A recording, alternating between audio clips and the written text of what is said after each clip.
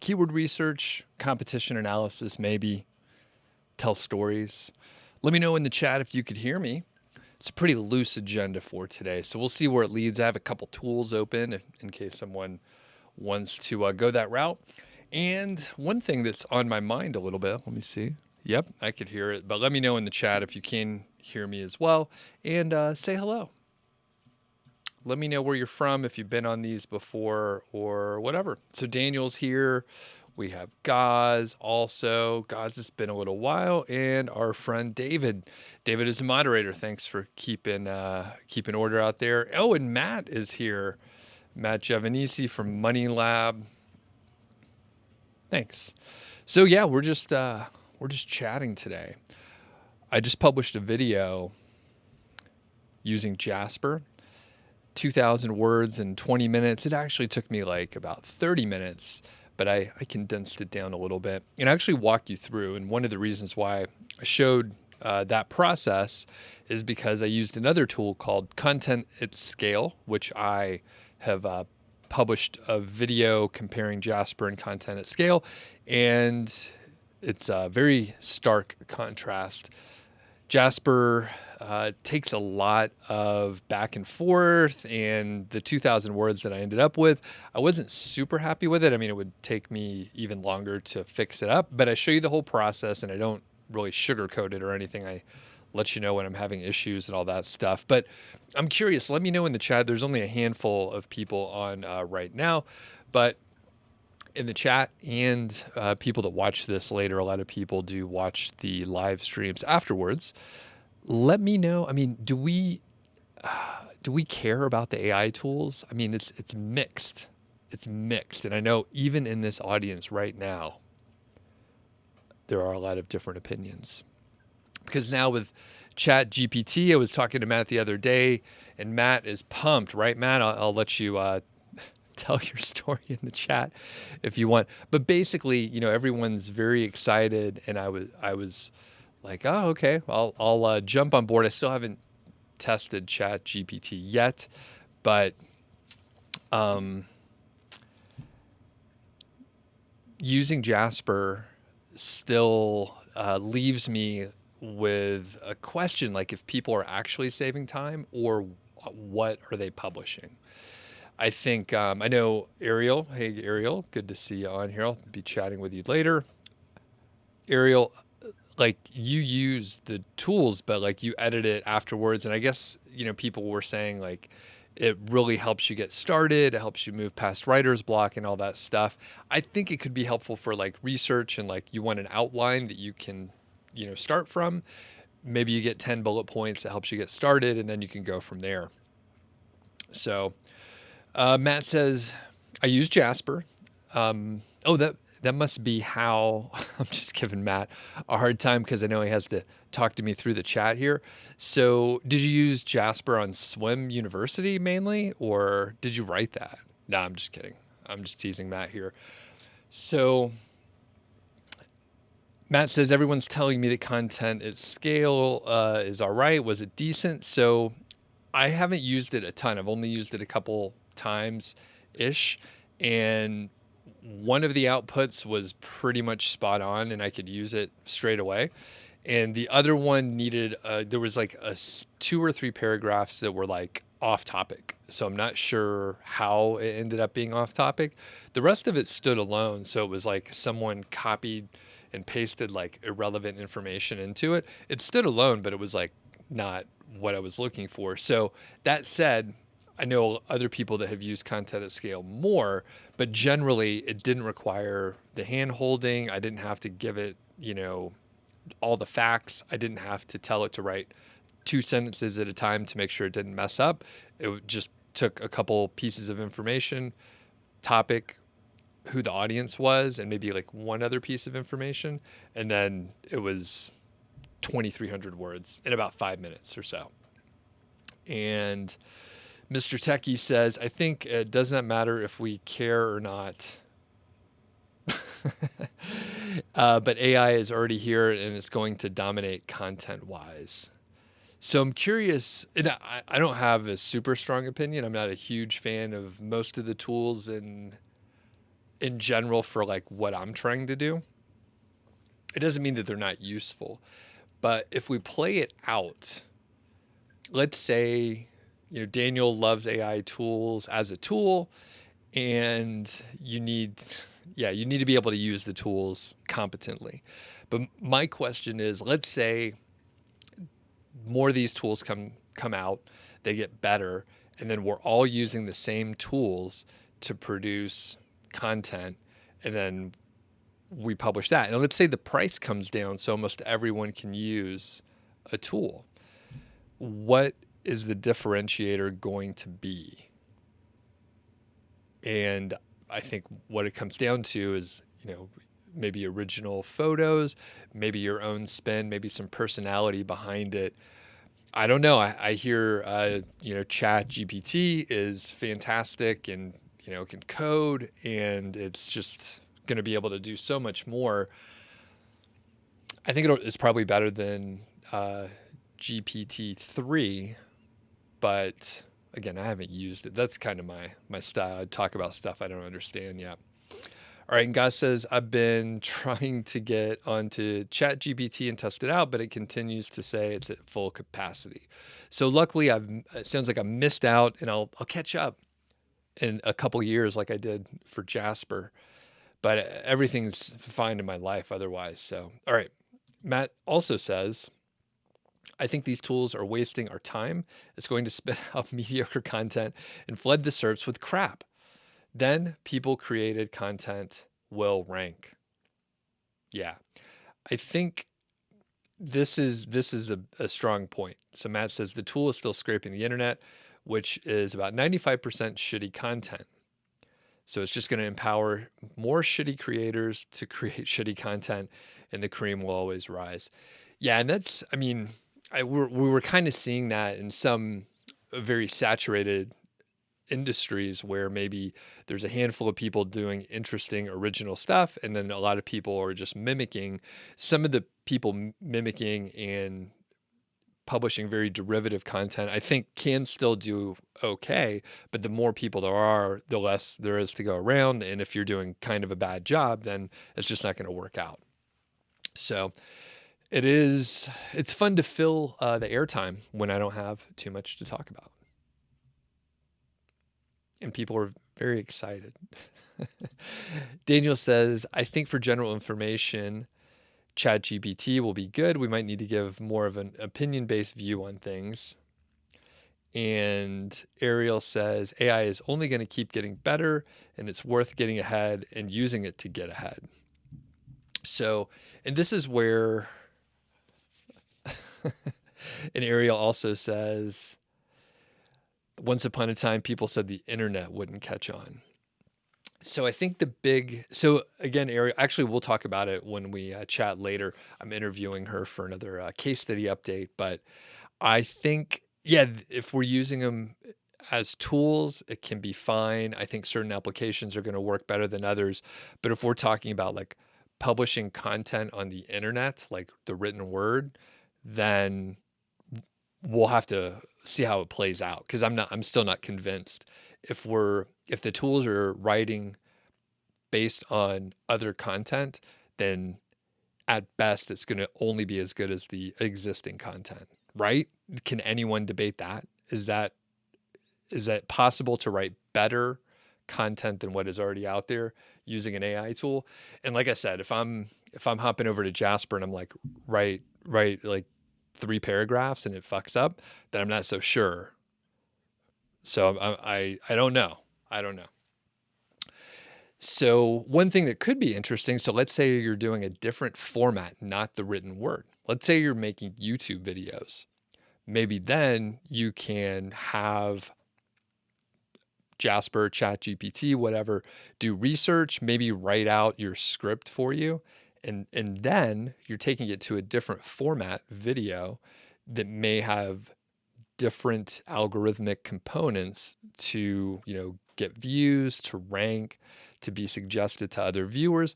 That's kind of interesting, right? So that's a totally different use case, and that could work better because maybe there's not videos as good as the written content out there. And Yeah, this is an easy topic, even though I'm not super into it. Like, people have so many opinions. It's fantastic. I don't really care that much. I think it's great that people are trying to use the tools. They are going to get better, to Ariel's point. All the tools are going to get better over time. I'm sure this new iteration is going to be better than the last. I don't know if I'm going to be able to hold up for the whole thing here. I'm already going to have to cough. So as more of the chat's coming in, and if you're just joining up, we're talking AI tools, Chat GPT, and may do some tool demos here. Hopefully I won't choke to death here. Maybe I just shouldn't talk as loud. Hold on. Let's see. Couple quick admin things if you want to sign up for the notifications and not rely on YouTube. You can follow the link in the description here. Go to, well, it's the first one in there. So basically, I send you an email about an hour before I go live. Shout out to Odys Global, the source for premium age domains. We'll have a featured domain we'll go over in a few minutes. I didn't record ahead of time, which today would have been a really good day to do that. We also have Ezoic and NicheIQ, or NicheIQ, and it's a tool for niche sites, and it helps you find topics and manage, or helps niche site owners find topics, manage their pages, specifically to grow quality visits and revenue from display ads. You can run experiments and test on titles and descriptions and see what improves your visits and your bottom line overall. So you can check that out over at Ezoic. And if you have a new site, you could actually sign up. There's no page view minimums, and you could head over at the link there for access now. And finally, a quick shout out for a sponsor from last week. That is Senuto. You can get a free 14-day trial, and it's kind of a full suite. You can do keyword research, you can optimize content, and then track your results. And there are a handful of tools available, and it's a free 14-day trial. You don't have to enter a credit card or anything like that. If you have the ability, hit the thumbs up. I think it helps people find the video. Maybe it gets suggested. Who knows how this stuff works? I was talking to Matt the other day about how terrible my YouTube suggestions are now. I mean, they are abysmal. There's a handful that I want to watch. You know, I used to watch a lot of YouTube. I literally have stopped watching as much YouTube. The algorithm is now suggesting a bunch of things I don't care about, like Minecraft, some other games. I'm not a gamer, so anything gaming related, I don't give a shit about. So there's a bunch of these gaming related suggested videos. And then there's other just like random YouTubers. They look to have like huge channels and a lot of views, but they're just like random vloggers or YouTubers that I don't know anything about, and I don't care about the topic area either. And I talked to Matt, and he and I have the same conclusion. They're trying to like push like random discovery upon us, like TikTok or Instagram Reels or something like that. But they're doing it on my normal feed, not in stories or shorts or anything like that. They're just like suggesting videos that I don't care about. And I haven't looked at the data, my screen time info on my phone, but I'm pretty sure my view time will plummet, and I will, as it doesn't satisfy what I want to watch, I will stop watching as much YouTube. So we'll see if a lot of people are doing that, because it turns out we could watch other stuff on other places, and if they're just showing random shit, then I'm not going to watch it. Okay. And Matt does clarify, AI doesn't write my content. It's always wrong because I write technical shit. Yes. And Malcolm agrees with Ariel that AI is going to get better, and it's worth getting ahead and using it to get ahead. And eventually, I'm not using AI to get ahead. I'm just trying to like stay aware of the tools, but I lag very far behind other people. Marson says, I prefer Doug's approach to use AI for bullet points, not to write a complete article. And Ariel says, I released something today, which we talked about. There's something I always tell people, that prompt writing is an art, and eventually this will become common knowledge. Jesus, I hope not. What I'm seeing is so terrible that I hope this is not common. but I'm not an expert with the tools. So whenever I do my videos, I do talk about that. Great chat today. All right. Matt also says, and by the way, Matt has a channel out there, so you could hop over there and check it out. The only way to write better content is to do interesting things in real life and then write about them. Yep. Gaz says, AI at the moment is no good for my situation as I know more about my niche than AI does. And I think that is, where it'll make a difference. Techie says, I posted my first article with a little bit of help from AI. I'm planning to add more and more. We'll see how it plays out after the site is out of the sandbox. And Matt says, take real video and photos as well. And Matt says, we can move on. It's all marketing to sell these tools. Let's not give it steam. Except, Matt, I have sold out and I'm an affiliate for these tools. So, yeah, I decided if I was going to talk about them, I was just going to put my affiliate links. And I mean, I give honest opinions. You can see I'm not really endorsing them hugely.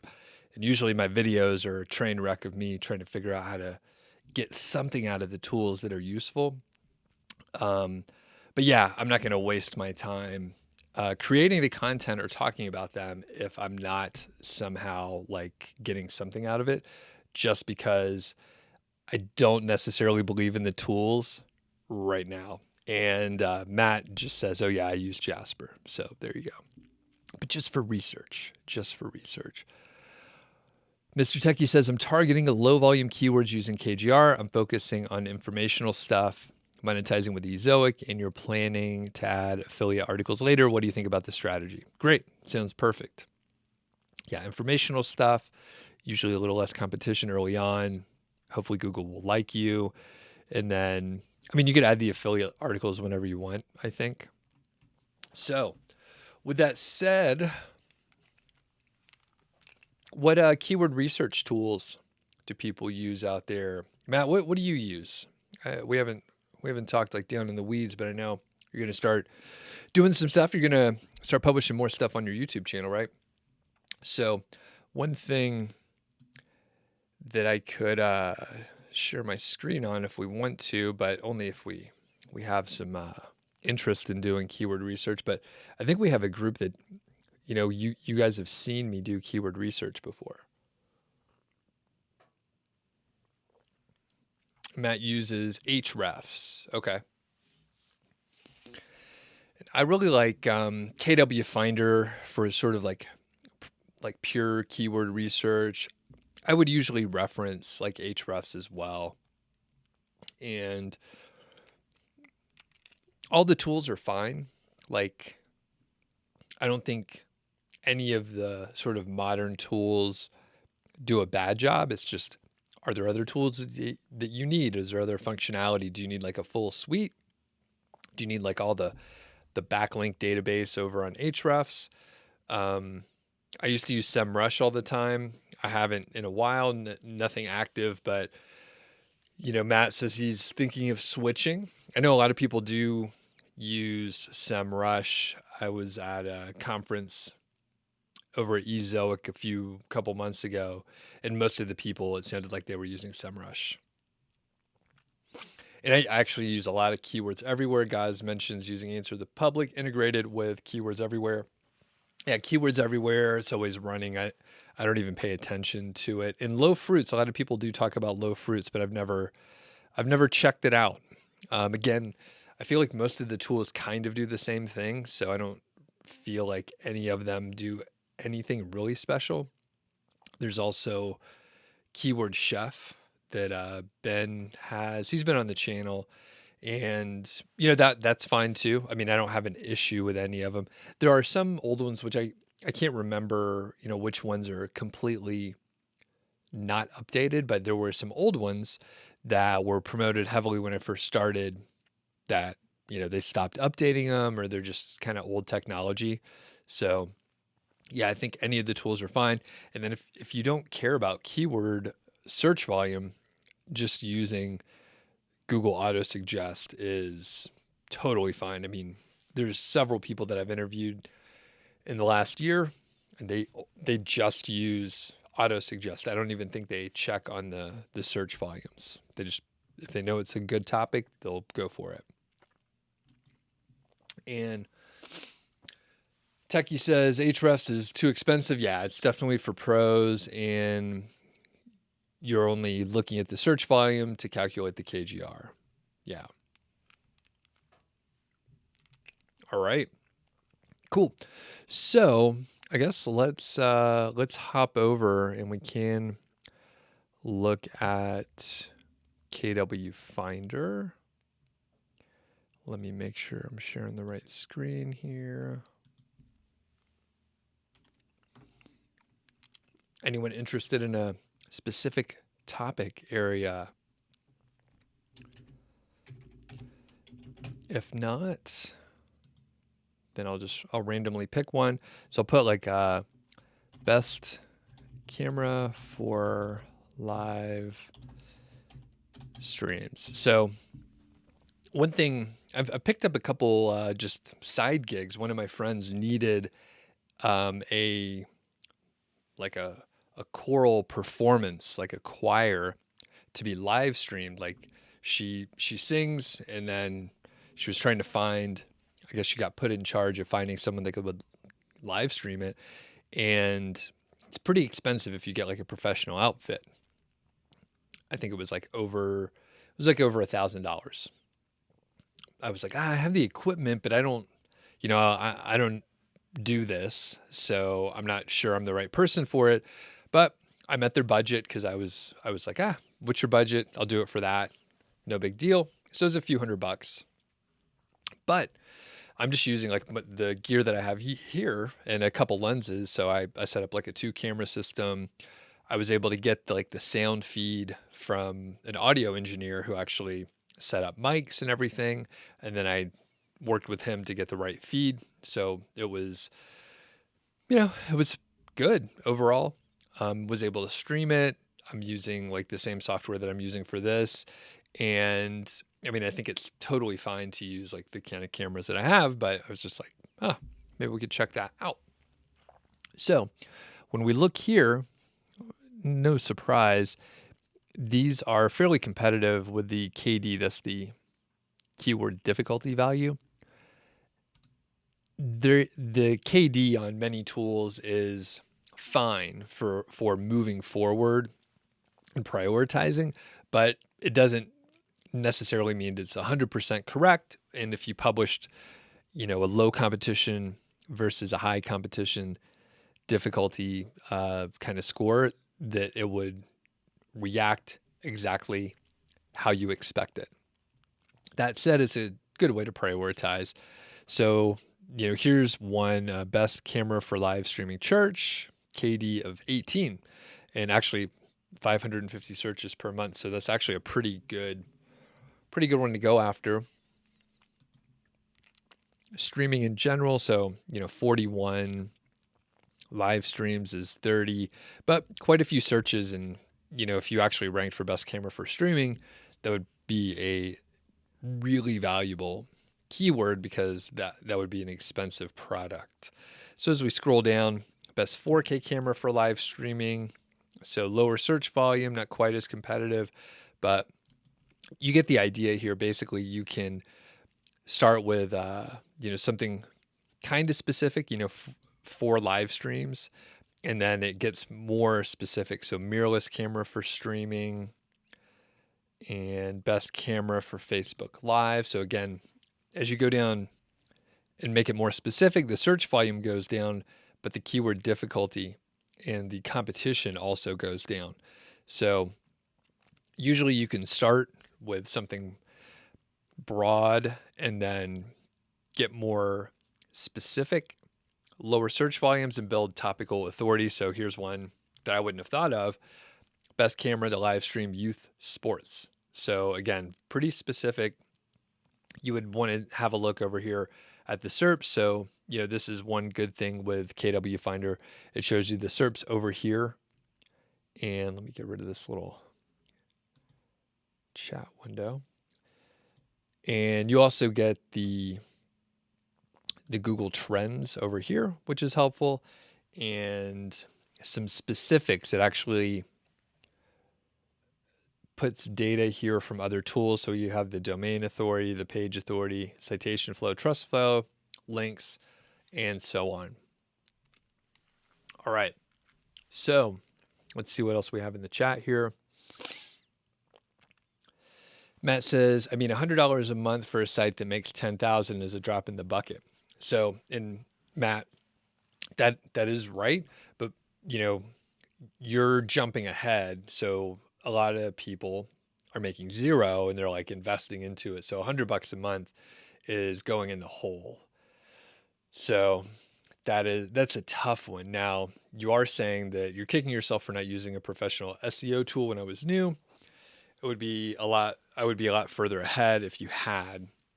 And I think one way to like mitigate that is if you like pay for a tool for like 1 or 2 months, get a lot of data, and then maybe you don't need it every single day. You don't need it year round. So you can get a lot of value and then stop paying for it and just pay monthly. So, and okay, Honey says on my one of my websites is stuck on the second page for forklift rental New York, but on the third page with forklift rental. Why it's happening? How to rank first page for local keyword. So I don't do much local stuff, but generally I would say, get more backlinks. That'll probably help things out. Backlinks usually help. You also could maybe try to get some social traffic that is oriented around the locality. And then maybe that'll send, I haven't done this, right? So I don't do local SEO. So, but I would suspect if you do have some positive signals from social or things that are relevant for local searches, then that would be helpful to rank higher. I don't know much at all about how like Google Maps and Google My Business and stuff like that plays into it. So you would probably want to do some investigation there. But again, I don't do local SEO. If anyone in the audience has any ideas, let me know. Susan has a great idea that I should start a hair regrowth site. I'll make a fortune and hair can regrow. I don't know. I think I'm past that. I think I'm a little past that. So, all right. And Mr. Techie says, is 6 months the standard duration for the sandbox? So generally, yeah, it could be, 6 months to a year.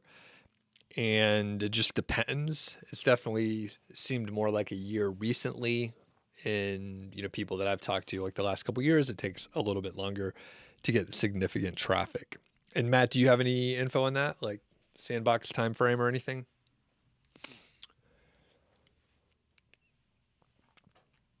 All right. And Gazoe says, many of the big tools would get more interest if they allowed you to dip in and out of the tools for shorter periods instead of having to sign up. So one interesting thing, I talked to a few folks that they work for like bigger agencies or like enterprise level, and they have some similar tools to us. Literally, they do the same thing, but because they're targeted at like enterprise businesses, they charge instead of like, Hrefs at $100 a month, it's like $1,000 a month for like a normal seat because they're just targeting a different audience. So it's high ticket. Maybe it's 500, but basically they're charging like a huge premium just because they're going to a different market. Okay. So before we get too far into it, need to say thanks to one of the sponsors, and that is Odys Global, the source for premium age domains. And they have a great marketplace and search mechanism over here. So if you want to aim for a specific industry, specific language, TLD, that's the top level domain. Monthly traffic, which in my opinion isn't super relevant. Most of them don't get much traffic, but you could filter on the age of the domain rating, the number of referring domains, where it's featured, and price. So you could actually filter based on what you're looking for. There are a lot of industries that you can consider. So basically, like if you have an outdoor hiking oriented website, you can go take a look and see. And then if you find one that works for you, you can 301 redirect. If you haven't started a site yet, then you can get one of these domains and start publishing on it. So the featured domain for today is appetites.us. And let's see if we can dive into it. So actually pretty reasonable price for this one, $2,400. And here it says it's 7 years old, but we're going to go look at Ahrefs really quickly because I think it was around longer than that, but maybe that was the most recent iteration. So as we're scrolling down here, you can get a little bit more information. They do give you a logo over at Odys, so you can get this nice little smiley face with its tongue out, and it looks like maybe some spit flying out of there, or some kind of liquid. We don't know what it is. So there's a couple screenshots here from the old days, which we'll go look as well. So when you that's obviously too small. This is back from 2009, and this is what blogs used to look like. And this site was oriented, I guess that's the dude that founded the site. But it was sort of a foodie-oriented blog, as you might imagine, and it was about New Orleans, for as far as I could tell. So that looks a little creepy right there. But you could find all sorts of things in the Wayback Machine, and then a more modern iteration here from 2011. It looks like they rebranded. And here's the thing, right? So it was actually around for a very long time. We see a notation here for November 2002. So 20 years old. And there's a butcher counter there, apparently. So a lot of food pictures on here. And let's hop out of this. And here's some of the links. You have an EDU, so LA Tech, so it must be Louisiana Tech EDU, Chicago Reader, Chowhound, Gawker, Very Good Recipes, Amateur Gourmet, and so on. When we hop over here, we see the domain rating is 8 and the URL rating is 32. So kind of interesting. And one observation, I don't know if this is a fact, but a lot of times if it's an older site, even if it does have a lot of links, like this one has 168 referring domains, if the links are old, I think this domain rating is sort of artificially lower than you would expect. And for do follow, we see 129 links here. And if we click, we can hop over here. Here's the do follow 115. So we have the Gawker, Chicago Reader, Word, Nick, Met Blogs, Dairyland, Shakesville, Endless Simmer, and so on. So a lot of pretty high domain rating links going to it. And it's available over here on Odys. And here's the Wayback Machine, by the way. I pulled up one of these older ones. So it's definitely gone through a few iterations here, but you can go back and kind of see and recreate the pages that did have the links. It's available over on Odys currently. So if you join using my affiliate link, you can get $100 free into your account. And if you buy something, I get a commission. So thanks a lot to Odys, and I appreciate it if you follow the link and go say hello and open up an account over there. All right. So we have a few other comments. Guy says hair is overrated. It gets in your eyes when you're driving. Yeah, being bald it's much better. It's much better than having hair. I don't have to buy shampoo, conditioner. I don't have to dry my hair. I don't have to fix it. I wake up and rinse my face. I'm ready to go. So there's no prep time. It's just it'll change your lifestyle. CX says, what tools do you use to check your page rankings? When you say page rankings, do you mean your keyword rankings? Maybe. So many tools like KW Finder is actually a suite of tools, and there's a piece of it called SERP Checker. So you can use like SERP Checker right here to do that, and track your keyword rankings there.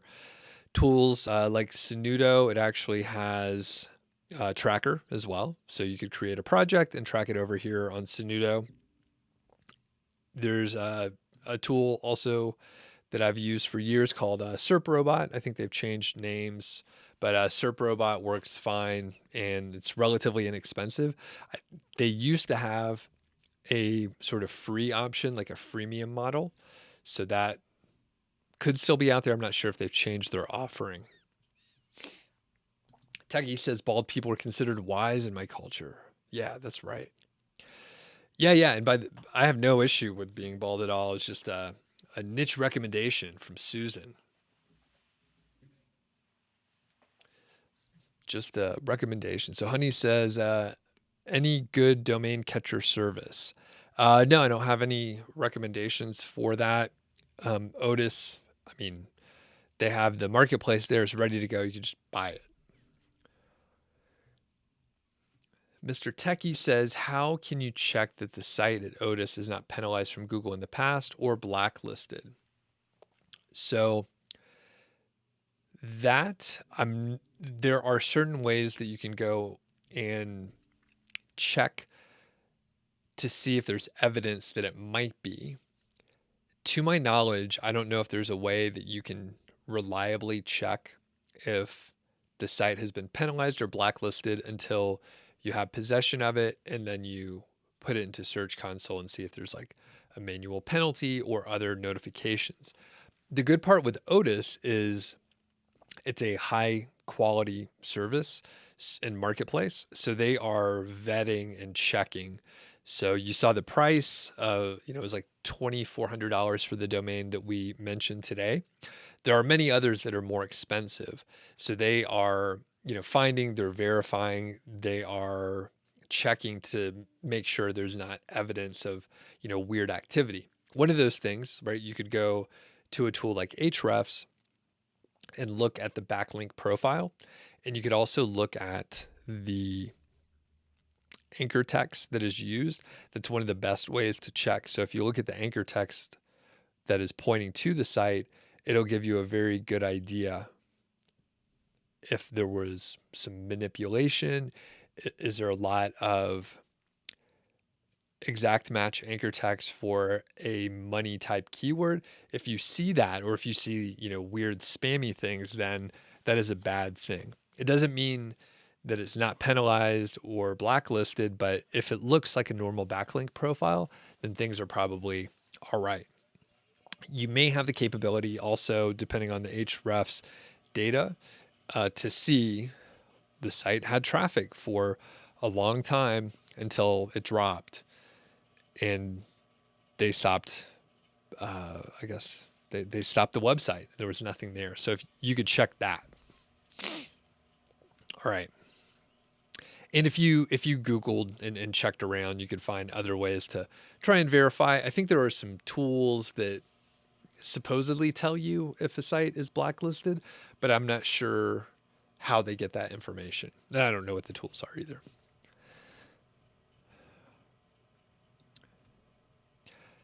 Rouse says, what's the best technique to grow a website in a competitive niche? So I would say, unfortunately, I don't have any like groundbreaking things.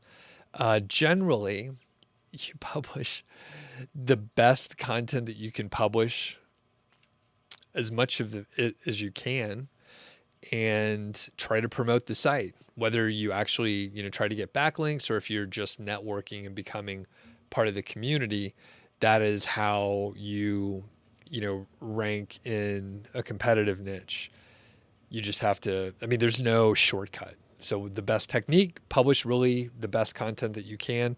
It feels like a dumb answer, but that is literally it. There's no trick. So if people are like, and just to pick on the AI people, if people are like, Yeah, you could use a tool like Jasper to publish as much content as you possibly can. Um, guess what? There's like 50 dozen people behind you doing the same thing, ready to step over you, trying to use the same tool. So if you're trying to use Jasper to like publish the very best content, you're not publishing the best content.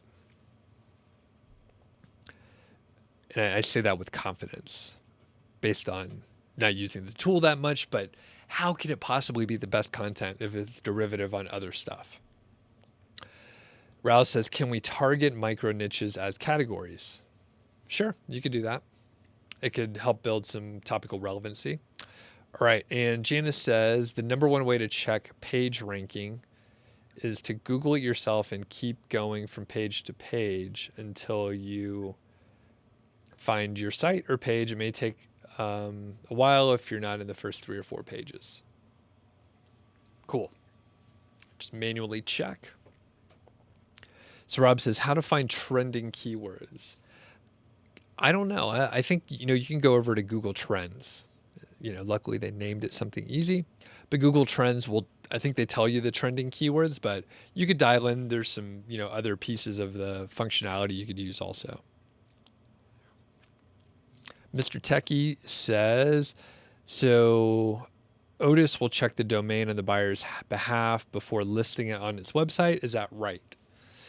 Yes. So they check it. You can go to Odys and verify. I don't know what their checking procedure is, what their process is to verify, but they are touted as, premium age domains. And the big thing is, they would not be around if they were selling crappy expired domains that had a bunch of spam on it. So they would quickly run out of customers and everyone would say, I bought a domain and it didn't work out. So I'm confident in recommending Odys. Global, generally, they've done a good job and they're great to deal with. So my hunch is if you had any issues with the domain, they would most likely they would try to work with you, is my guess. So again, don't quote me. They advertise here. But generally that's the idea.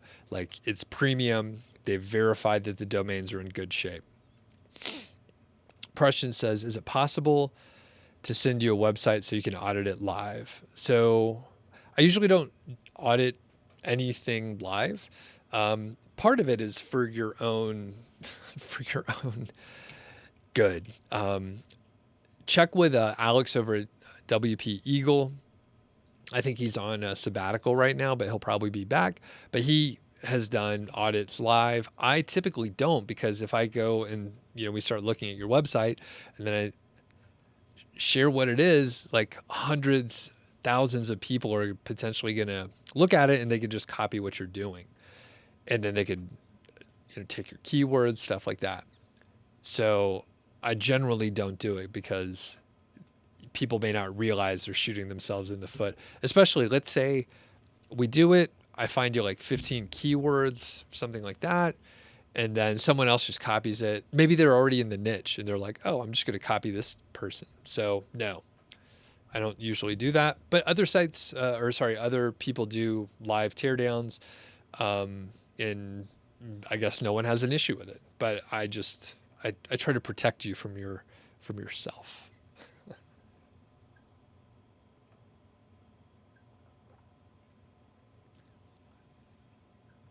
And Mr. Techie says, I think it's futile to go for the competitive niche.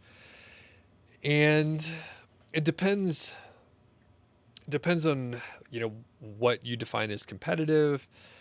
And the thing is, if you're into the topic area and you have a very long timeline, there's no reason in 5 years you couldn't be like one of the top websites in just about anything.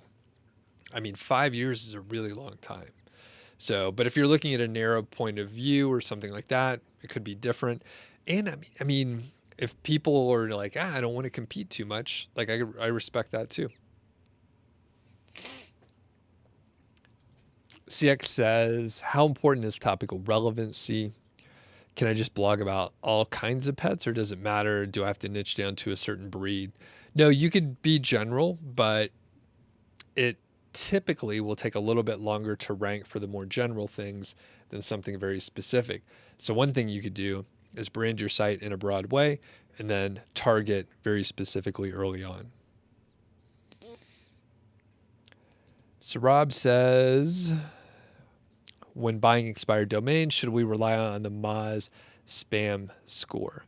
So I haven't looked at any Moz metrics in a really long time. I feel like they kind of fell behind. Does anyone use Moz anymore? I mean, they were like the front runners. And if I have my story right, they took some funding and then, I mean, they've done poorly after that. So I don't know. I don't know much on the recent stuff over at Moz, but basically, I mean, you could use Moz spam scores as like a bit of a metric, but I would say probably want to aim for Hrefs. I mean, I feel like Hrefs has sort of the superior backlink profile and database in general. Even though I saw some people complaining about the overview 2.0 over on Hrefs, which I hate. As soon as I land on this page, I'm like, what am I even looking at here? This is horrible. So I always switch back over just to the 1.0 overview. But I'm not in here every day or anything, but just this looks better. It makes more sense. It's easier to understand the data. So I don't know. I don't know why they switched over to the 2.0, but it's no good. And I saw some people complaining about it on Twitter. I was over on Twitter for a minute, but I just followed a link from an email list that I'm on. Okay. Gaz mentions, if you're targeting a competitive niche, analyze the competition, find their shortcomings, and write better content. Okay, and CX says, why would you want more competition on YouTube? People will steal your ideas.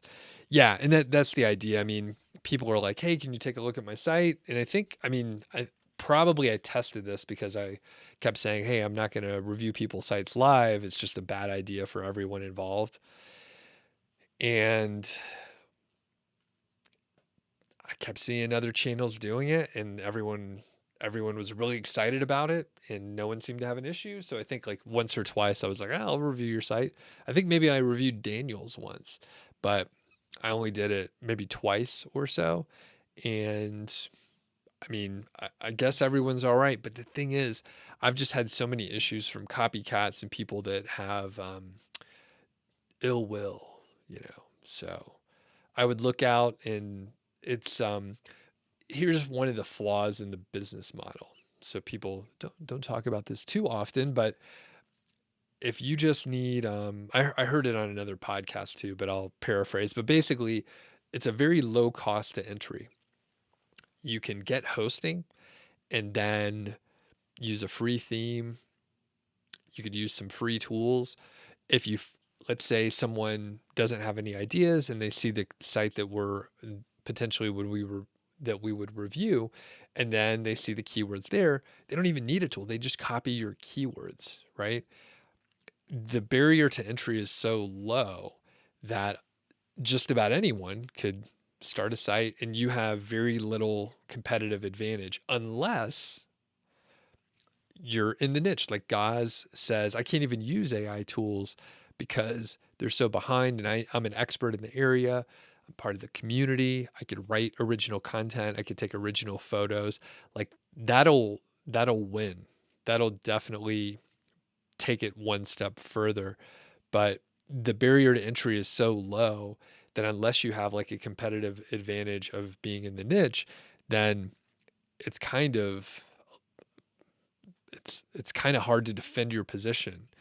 Sure, we can get a head start and be far ahead as far as the amount of content, but people can catch up. People can catch up over time.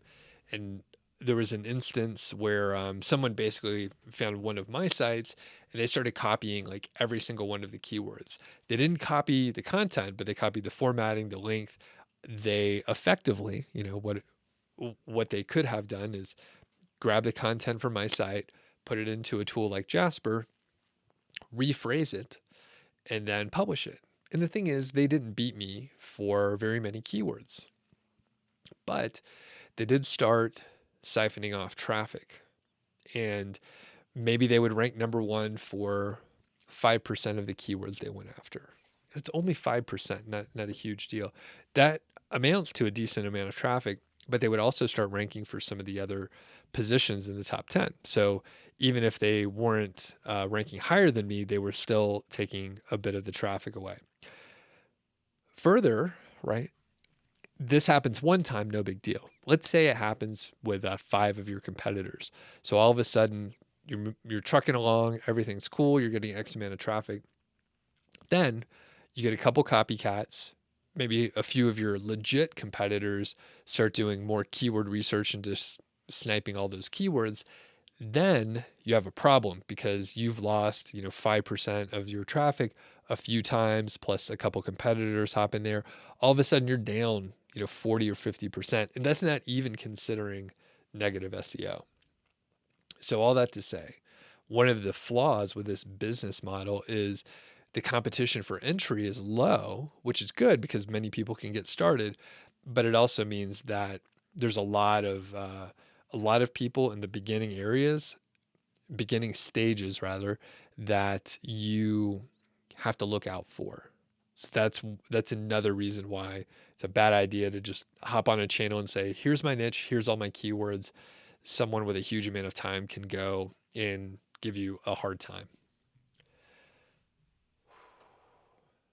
All right, Mr. Techie says, I'm looking to earn a couple $100 a month from Ezoic after 6 months. How many articles should I publish minimum? So this is super difficult to answer. This question comes up constantly, by the way, so it's certainly a valid question. How many articles should you publish in 6 months? Basically, publish as much as you fucking possibly can publish based on, whatever your limiting factor is. Time, capital, those are probably the only two. So publish as much as you can, because I'm guessing if you earned more than a couple $100 a month, you'd be happy about it, right? So how much, do you need to publish at a minimum? You could make a couple $100 from like 2 articles, but you don't know if you're going to rank. And if you published 100 articles or 200, you don't know which 2 are going to be the ones that you're earning a lot of money from. The thing is, you just don't know how much you're going to earn, and you don't know what's going to rank. So publish as much as you can. And if you earn more, then that's great. All right. And Sarab says, any word on ChatGPT? How can we use it to get first movers advantage for blogging? Just rewind this video. We talked about it for the first 15 minutes. 15, 20 minutes. The punchline is, though, you probably won't. If you're asking me or Matt Giovanisi over at Money Lab, we'll say you probably won't get a first mover's advantage. Some people in the chat probably think that you can do well using ChatGPT, but I have not seen it done yet with any of the tools, and have a strong doubt that it would be possible. But give it a shot, and you do it, and then let me know, and then I'll interview you. Gaz says, I procrastinated because I thought my niche was saturated. I analyzed the competition and knew I could do better. Now you're doing really well in growing weekly after 12 months with a MOSDA of 15. Nice.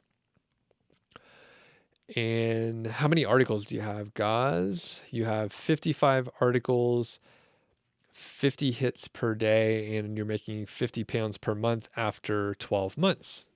It's growing steadily. And Anna says, your friend recommended the channel and you like it so far. Thanks for hopping on. Appreciate it. If you have any questions, let me know. We are coming towards the end. My voice is a little tired and I need to walk Georgie. She's actually taking a little nap down there. And my buddy Brooks is on. So Brooks says, there's a low barrier to entry, pros and cons for sure. And I interviewed Brooks recently. The interview is not live yet, but it'll be coming out soon. I'm not sure when that is, Brooks, but I'm going to try and move the camera over here for what I'll call the Georgie cam. Let's see if I can set this up here. Hold on. I'll try to do this without knocking it off. Yeah, she's just resting over there. She's like a little angel. Hold on. I think I can move this. Oh, there she is. Just taking a little nap. She has a couple toys over there as well. Can I add myself picture in picture here? Oh yeah. This is I should call my wife. Tell her to watch live here. Hold on. Can we do this? Yep, there we go. That's perfect. Now we have the important stuff on here. So do we have any other questions? Any other questions here? And Matt says you can get ahead with AI right now, but I'm willing to bet like everything else, it will screw you in the future, or it will screw the future you. Anything that promises short-term financial or audience gain is just that, short fucking term. Yeah, and Matt says, just do real work, be consistent, get better with time, and you'll be successful in one way or another. What are the shortcuts, Matt, though? We need shortcuts. We don't have time for all this work. Who wants to work? That's for the losers out there.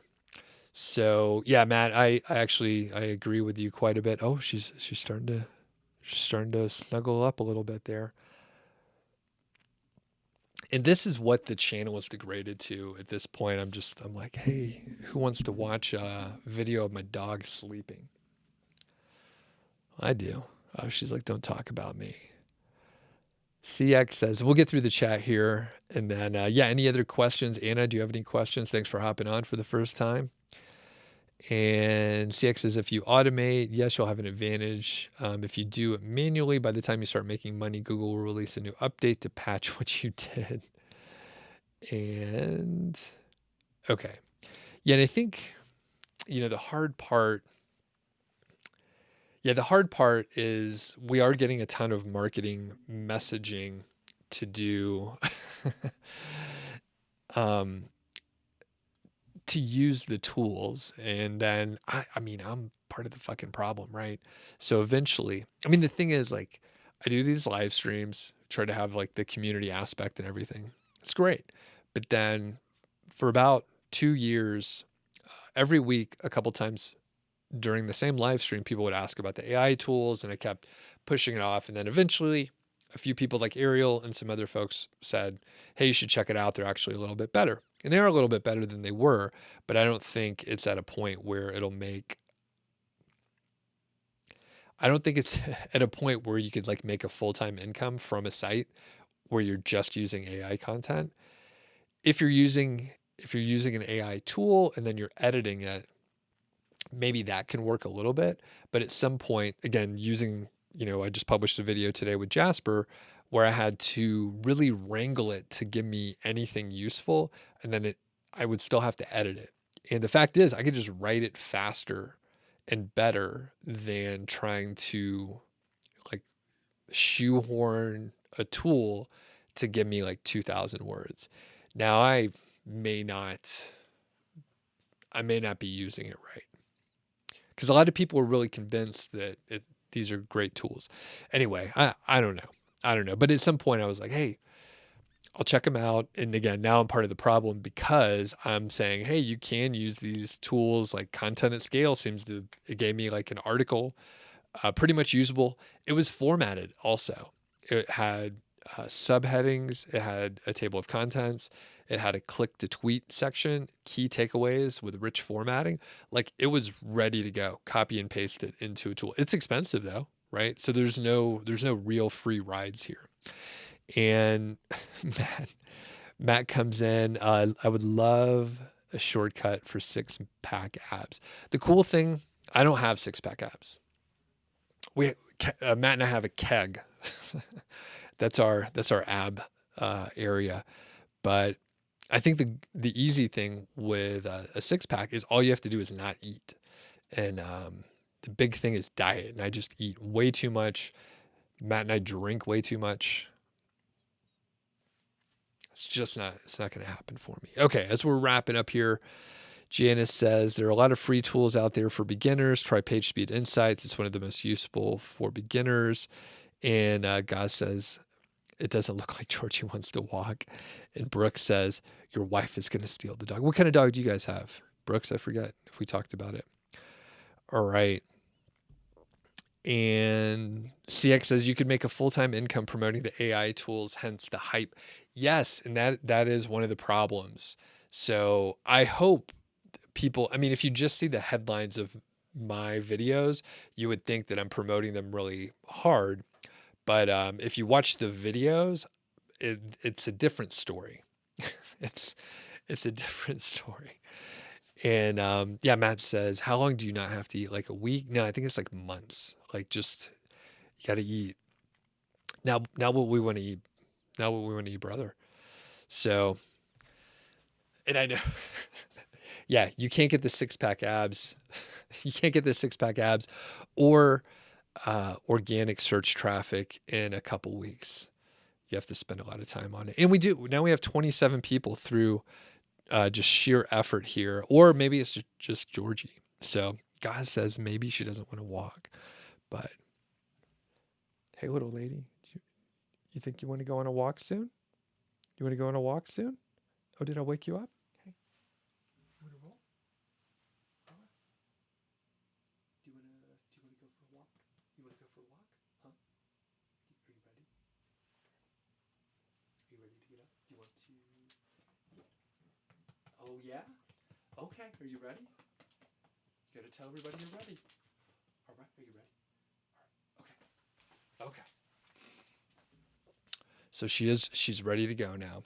So thanks for tuning in, everybody. We'll catch you next week. Yeah, we're going to be around next week as well. So be sure to check out the sponsors. We got Odys. We have Ezoic. Shout out to Senuto again. And if you're not on the email list, there's a link in the description so that you can sign up over there and get notifications whenever I do go live. And Georgie is ready. She's giving me the eye. I can see her. Oh, yeah. Georgie, ready? You ready to do this? All right. We will catch you next week. Thanks a lot.